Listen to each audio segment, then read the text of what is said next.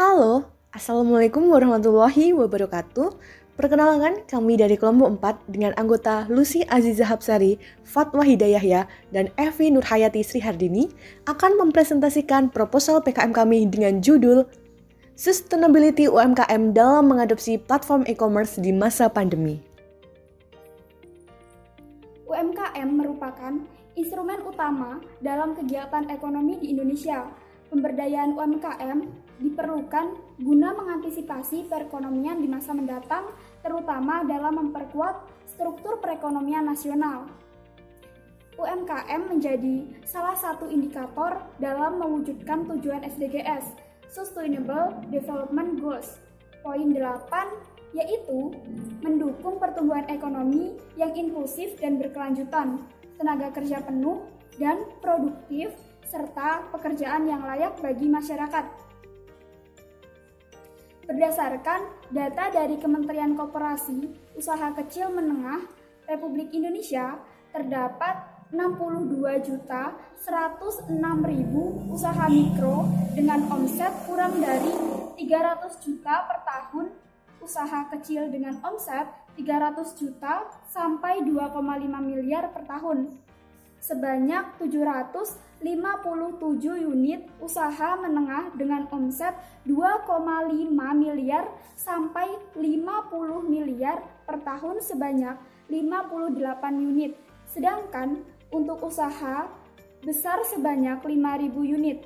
Kementerian Koperasi UMKM 2020. Banyaknya jumlah UMKM yang ada di Indonesia tentunya membawa dampak ke berbagai sektor. Dalam perkembangannya, UMKM menyerap 97% tenaga kerja atau setara dengan 117 juta pekerja. Di samping itu, UMKM dapat memberikan kontribusi dalam pembentukan PDB hingga 4.870 triliun atau 59,08%. Sedangkan dalam pembentukan nilai ekspor, UMKM menyumbang sebesar 167 triliun atau sebesar 14,06%. Purwanto 2020. Melihat fenomena tersebut, UMKM tak luput dari permasalahan. Salah satunya mengenai adopsi platform digital seperti penggunaan e-commerce dalam mendukung bisnis usaha mereka. Terlebih lagi pada masa pandemi, UMKM harus bisa survive, mempertahankan usaha mereka, salah satunya yaitu dengan transformasi ke dunia digital. Namun, masih banyak UMKM yang belum mampu mengadopsi teknologi digital dalam mengelola bisnis mereka.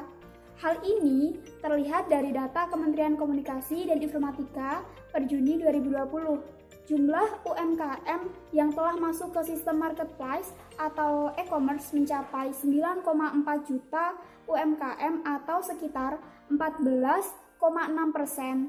Kominfo 2020. Angka tersebut tergolong masih sangat rendah mengingat jumlah UMKM yang sangat banyak sekali di Indonesia. Dalam artian masih terdapat 84% UMKM yang belum mengadopsi teknologi digital. Berbagai macam penyebab yang mengakibatkan UMKM belum mampu mengadopsi teknologi digital adalah kurangnya kompetensi sumber daya manusia, kemudian minimnya literasi digital pelaku UMKM, pengetahuan usaha secara online yang masih sedikit, kemudian kurangnya kemampuan pemasaran produk menggunakan platform digital dan tenaga ahli yang dimiliki. Oke, dari fenomena gap yang sudah disampaikan oleh teman saya tadi, untuk selanjutnya saya akan membahas mengenai research gap pada latar belakang masalah kali ini. Ada beberapa penelitian terdahulu yang mendasari pada research gap kali ini. Yang pertama ada penelitian dari Matarazzo Penco Profumo 2021. Di situ dikatakan bahwa instrumen digital berkontribusi pada inovasi model bisnis, menciptakan saluran distribusi baru dan memberikan nilai kepada segmen pelanggan. Kemudian selanjutnya ada penelitian dari Ramanathan Tarute 2012. Itu dikatakan bahwa efek operasi dan efek pemasaran dari e-commerce memiliki pengaruh positif terhadap kinerja bisnis. Kemudian yang ketiga ada penelitian dari Changlin Yenhung 2020. Itu dikatakan bahwa kepercayaan merupakan salah satu faktor yang membuat UMKM mengadopsi platform e-commerce. Kemudian yang terakhir itu ada penelitian dari Alsat Muhammad dan Ismail 2019, itu dikatakan bahwa kepercayaan ini memiliki efek moderasi untuk mempengaruhi UMKM dalam mengadopsi platform e-commerce. Nah, pada penelitian terakhir tadi nih, dari penelitiannya Alsat Muhammad 2019, mereka kan membahas mengenai niat UMKM dalam mengadopsi platform e-commerce, ya, salah satunya karena adanya kepercayaan. Nah, dari penelitian tersebut, mereka juga menyarankan sebuah future research yang mana masih perlu adanya pembahasan lanjutan mengenai faktor apa saja sih yang mempengaruhi UMKM dalam mengadopsi platform e-commerce itu secara berkelanjutan, kontinuitas, seperti itu. Dan mereka juga menyarankan beberapa variabel yang bisa dijadikan sebagai faktor. Yang pertama ada partner commitment, yang kedua ada relationship continuity, yang ketiga ada teknologi interdependensi, dan yang keempat ada duration of relationship. Jadi dari future research tersebut itulah yang mendasari penelitian kami. Oleh karena itu tujuan dari penelitian kami adalah untuk mengetahui apakah partner commitment, relationship continuity, teknologi interdependensi, dan duration of relationship itu berpengaruh dalam mempengaruhi keberlanjutan UMKM mengadopsi platform e-commerce. Next, kita bahas untuk tinjauan pustaka. Untuk variabel pertama yaitu ada partner commitment. Dari 4 penelitian terdahulu yang sudah kami rangkum, lalu kami merumuskan suatu hipotesis yang mana partner komitmen ini berpengaruh positif signifikan terhadap keberlanjutan UMKM dalam mengadopsi platform e-commerce. Yang kedua yaitu relationship continuity. Dari beberapa penelitian terdahulu yang sudah kami rangkum, lalu kami merumuskan pula hipotesisnya bahwa relationship continuity ini berpengaruh positif signifikan terhadap keberlanjutan UMKM dalam mengadopsi platform e-commerce. Yang ketiga, teknologi interdependencies.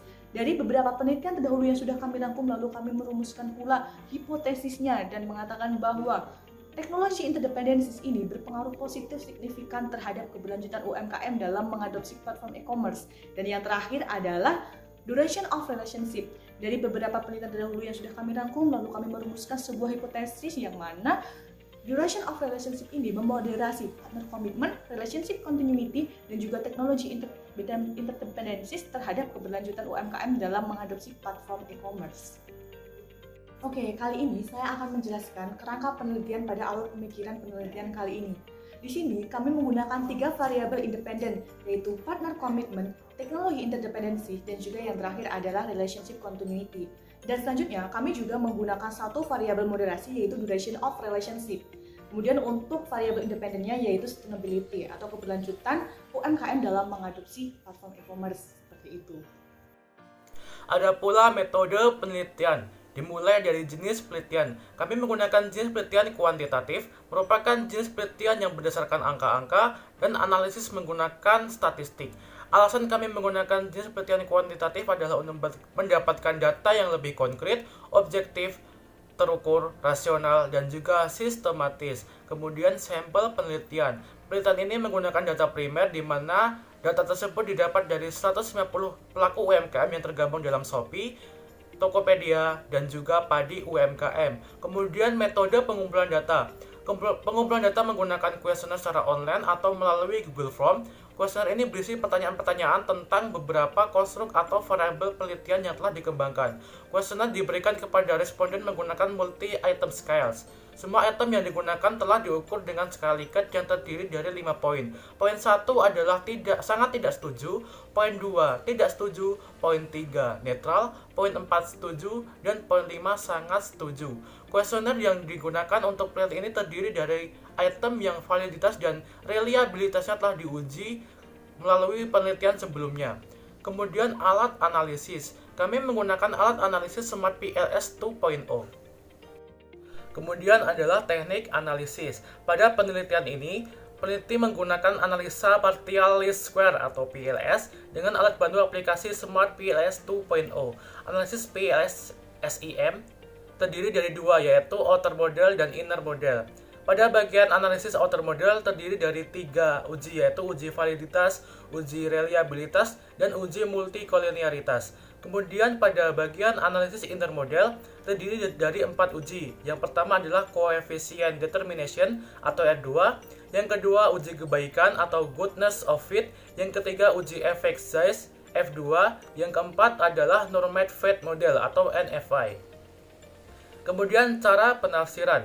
Pada penelitian kuantitatif, penafsiran data lebih mengarah pada proses deduktif, yaitu verifikasi teori dengan melakukan uji hipotesis. Ada pula uji yang harus dilakukan yaitu yang pertama uji T atau t-test, yang kedua pengaruh langsung direct effect, yang ketiga pengaruh tidak langsung indirect effect.